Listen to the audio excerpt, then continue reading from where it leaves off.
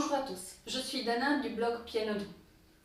Faites-vous partie des personnes qui angoissent chaque fois qu'elles ouvrent un nouveau morceau et doivent lire les notes qu'elles ne connaissent pas encore du morceau? Faites-vous partie des personnes qui lisent avec facilité la clé de sol, mais avec beaucoup moins de facilité la clé de fa?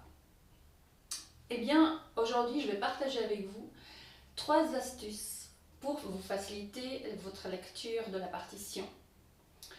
Laissez-moi sous la vidéo vos commentaires pour me dire si ces 3 astuces que je partage avec vous aujourd'hui vous ont aidé.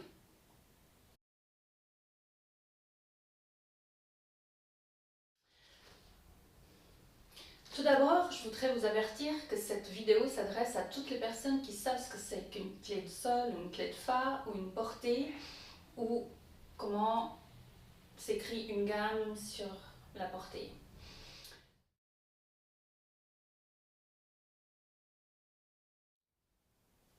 Alors voici la première astuce.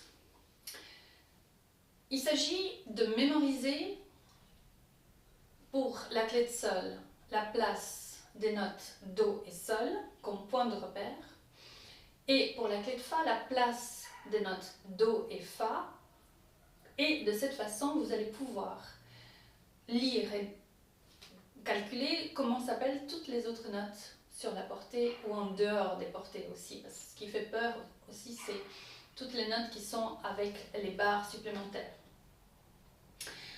Alors je ne sais pas si vous êtes comme moi, mais quand j'étais petite fille, mon professeur m'a tout d'abord appris les notes en clé de sol. Et pendant des mois, j'ai exercé les notes en clé de sol. Et quand j'ai dû passer à la lecture des notes en clé de fa, ça a été l'angoisse totale. J'avais l'impression que je devais tout recommencer depuis le début et que je ne savais plus rien parce que les codes de lecture n'étaient plus du tout les mêmes. Et j'ai mis plusieurs années jusqu'à ce que je me sente à l'aise avec la clé de fa. Ça m'a vraiment beaucoup angoissée. Mon expérience de professeur m'a montré que peu importe l'âge et peu importe les capacités intellectuelles, tout le monde est capable d'apprendre directement les notes de la clé de sol et de la clé de fa. Ce sont des codes d'écriture qui ont une logique, un système très simple finalement à comprendre, et il ne faut pas, à mon avis, dissocier les deux clés.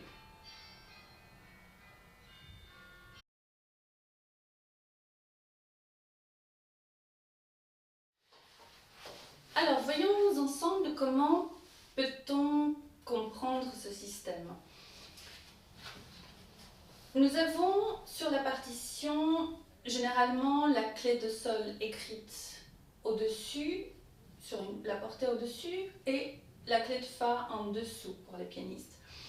Donc, cette zone ici entre les deux clés est vraiment la zone du médium au piano. Donc, le Do, qu'on dit central, se trouve dans cette zone précisément du centre. Vers le haut, vous aurez écrites les notes vers l'aigu,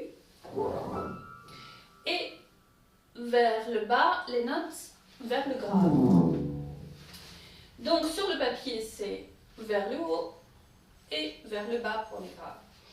Donc cette zone du centre, on va l'utiliser pour écrire les notes comme le Do central, qui ici sur le papier est pour la clé de sol plus proche des lignes de la portée de sol, comme ceci, que je dessine en noir comme point de repère du Do. Donc vous mémorisez qu'elle est sur une barre supplémentaire en dessous des lignes. Et pour la clé de fa, elle est par-dessus les lignes sur la barre supplémentaire aussi. Il s'agit de la même note, celle-ci, mais écrite une fois en clé de sol, sous la portée, et une fois en clé de fa, au-dessus de la portée. Mais elle est toujours dans cette zone du milieu, cette zone ici. Donc nous disions que pour la clé de sol, on va mémoriser les Do et les Sol. Do étant sur cette barre supplémentaire, le Ré est juste en dessus de lui, le Mi il est sur la première ligne, le Fa il est entre les première et deuxième ligne, donc sur le premier espace, et le Sol il est sur la deuxième ligne. D'ailleurs, la clé de Sol, si vous observez généralement, elle commence à se dessiner sur la deuxième ligne. C'est ce qui donne la note de le nom de la clé, la note elle-même. Sol sur la deuxième ligne.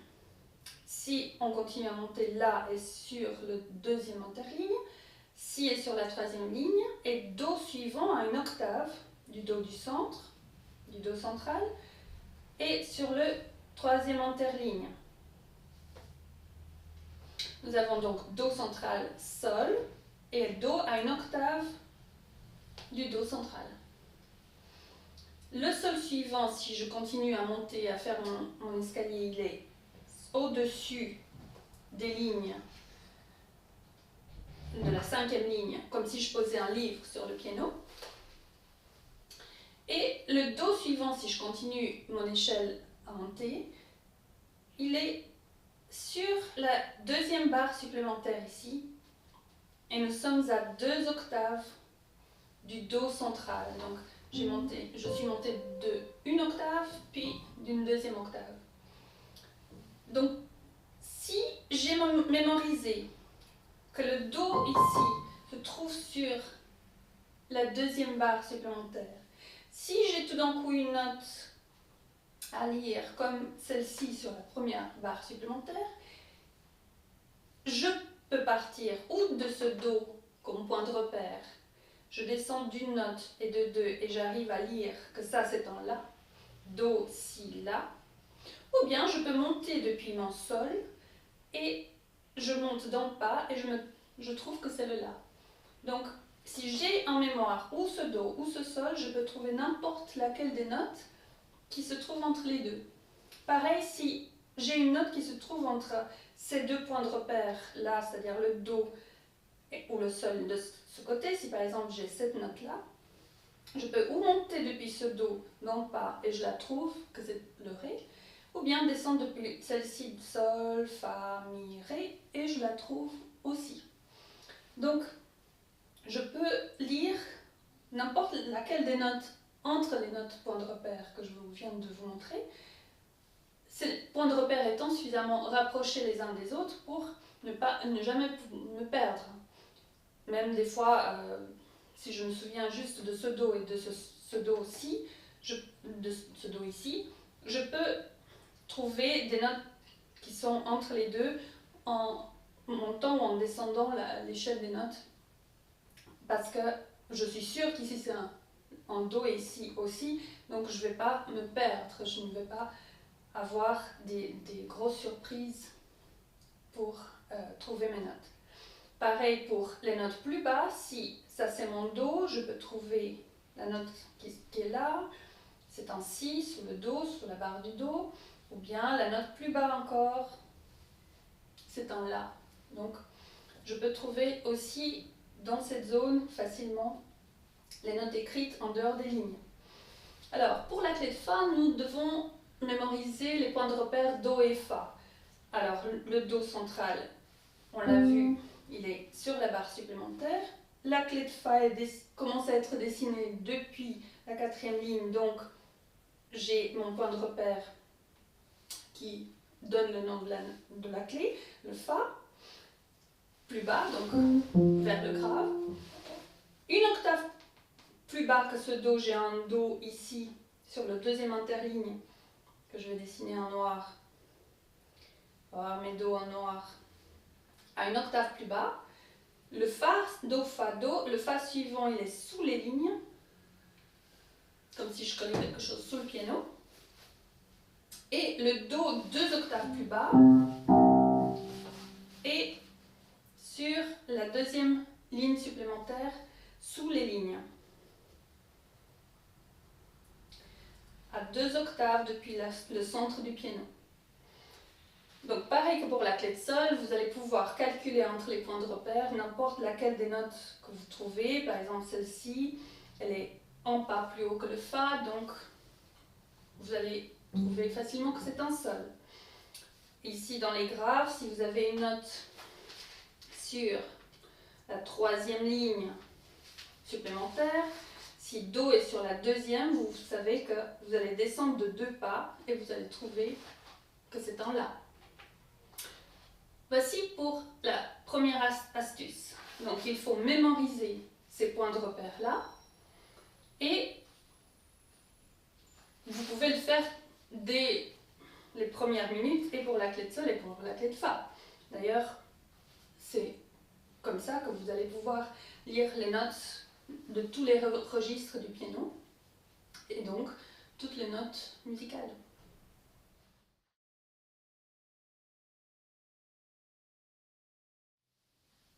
Voici la deuxième astuce.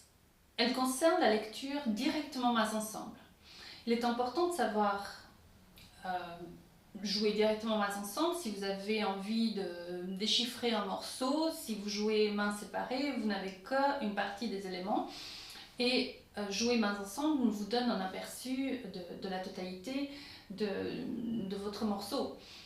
Eh bien, là aussi, beaucoup de personnes, quand elles commencent à apprendre le piano, elles apprennent mains séparées très souvent et ça fait que quand elles essaient mains ensemble, ça leur donne l'impression qu'elles sont débordées et c'est vraiment panique à bord parce qu'elles n'ont pas l'impression de pouvoir lire et la portée de la clé de Sol et la portée de la clé de Fa en même temps. Les yeux n'ont pas la capacité d'aller de haut en bas à la verticale en lecture et c'est des jours et des semaines pénibles où on a l'impression qu'on n'y arrive pas.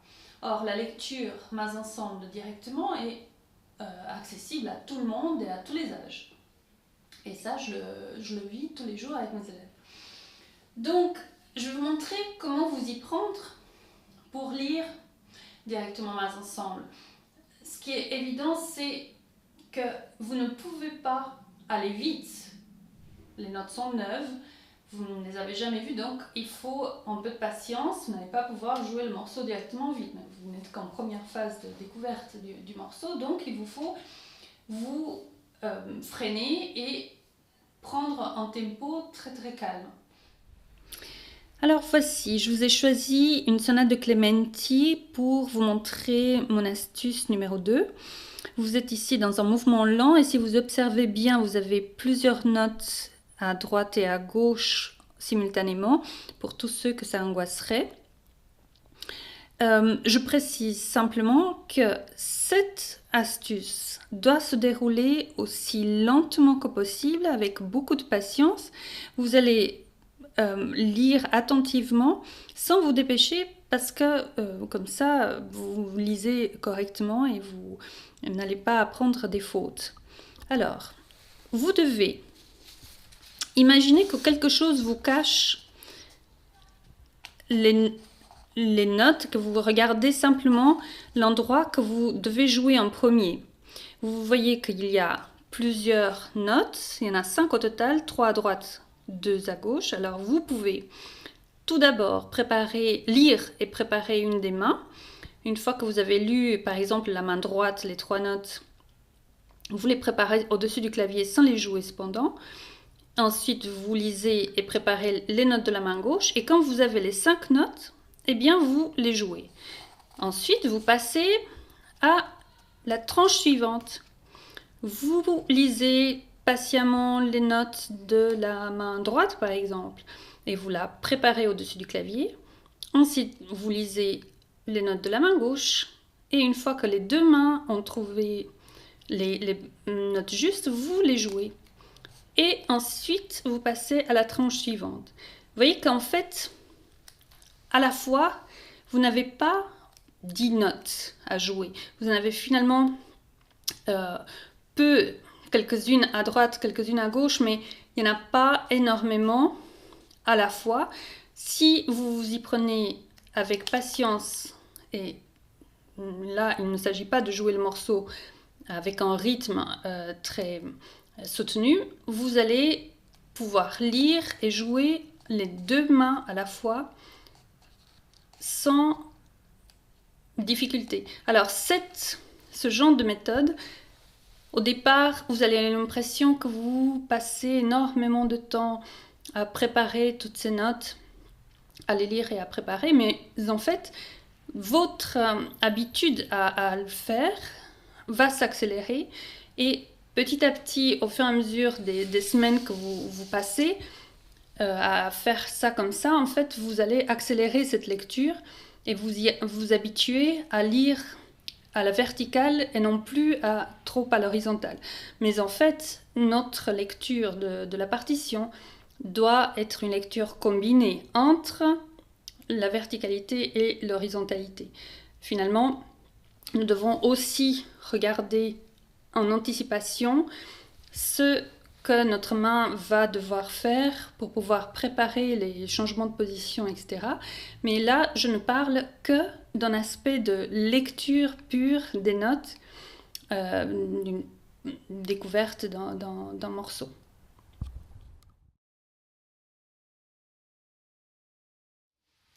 Et la troisième astuce, il s'agit d'une habitude à prendre. Eh bien, si vous commencez votre séance d'entraînement au piano par 5-10 minutes de découverte d'un nouveau morceau, d'une partie de morceau, quelque chose que vous n'avez jamais vu avant et que vous allez devoir donc lire pour la première fois, si vous faites ça jour après jour, une lecture sans travailler forcément à fond ce passage-là, mais simplement en le découvrant, vous allez améliorer votre lecture. C'est comme quand nous avons appris à lire et à écrire. Au départ, nous épelions toutes les lettres ou toutes les syllabes lentement et en nous trompant, mais le fait de l'avoir exercé tous les jours fait qu'à un certain moment, on lit beaucoup plus rapidement et même on se rend même plus compte qu'on est en train de composer des syllabes les unes après les autres, des mots les uns après les autres. C'est la même chose si vous prenez l'habitude de lire des nouveaux textes avec une découverte quotidienne, vous allez accélérer et améliorer votre lecture. Donc, faites-le par exemple sur un mois. Tous les jours 5 minutes de lecture ou 10 minutes de lecture, ça va vous permettre de vous échauffer musculairement, ça va vous permettre de vous plonger dans la concentration et ensuite vous passerez à des morceaux que vous connaissez déjà, que vous savez que vous devez travailler sur d'autres aspects, mais la lecture doit faire partie de votre quotidien. Alors que vous le fassiez par exemple en début de séance comme je disais tout à l'heure ou en fin de séance, pourquoi pas, vous pouvez le faire comme vous voulez, mais faites-le régulièrement. De cette façon, vous allez développer votre capacité de lire facilement et vite. Alors si vous avez trouvé intéressantes mes 3 astuces pour la lecture de la partition piano, laissez-moi vos commentaires sous la vidéo pour partager vos impressions et vos expériences avec la lecture. Et je vous invite à venir découvrir ma page Facebook Piano Doux. C'est une page que je consacre à différents aspects du piano, des images humoristiques, des peintures qui ont pour sujet le piano, des vidéos avec différents pianistes d'aujourd'hui ou d'antan et différentes autres choses, j'avoue, avec toujours un peu d'humour parce que j'aime ça. Alors, j'espère vous retrouver bientôt.